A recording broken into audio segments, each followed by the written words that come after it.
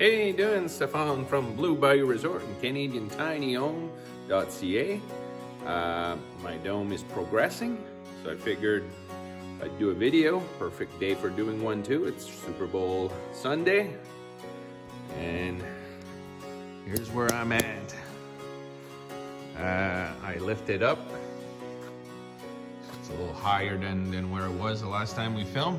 I did the framing for the door, and got everything prepped to cut. I got to cut it again at an angle, and I got to build another template, and that's going to be for the inside frame, because I'm redoing this all over again so I can put them inside the inside wall, so I can put some insulation in. Now the reason I'm building it, and you can see it's in the garage, I'll need to take it down, this one in particular, but my game plan here is to build the inside walls, build the loft, figure out where I'm gonna be putting all the windows, and so that I can build all of this.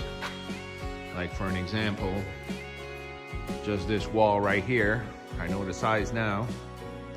This is just a straight wall, 2x6, so I can put insulation in it. It's got the opening for the door, and I even know, like, most triangles are all the same, which that's the beautiful part of this dome. She's coming along. Soon enough, I'll have the whole thing framed up, and I'll know exactly what to do. So for those of you that wants a dome, this is good for 4 seasons. It's going to be insulated and vapor barriered, and the floor is going to be 2x8 with R31. The floor, I'm not building it right now. I will, because it's an easy part. I'm not building it right now because my concrete here is pretty straight. It's, Jesus, I think this concrete floor is more level than my house floor. Put the level on it before it started, and she was pretty good. So I figured I'd just build on the concrete instead of on the floor. Anybody looking for a cottage or a garden home, laneway house, this is perfect thing for this. And if you need, like, for short-term rental also, this is the best. So it's a beautiful size, 400 square feet. If you look at this right now, just to give you an idea, see how straight this is? See how, and it comes right here, right?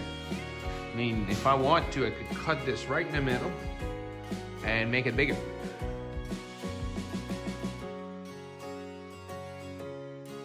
Give me a thumbs up, subscribe, and we'll see you in a few more days when I have the interior done. Stefan from Canadian Tiny Home.ca. Have a good one.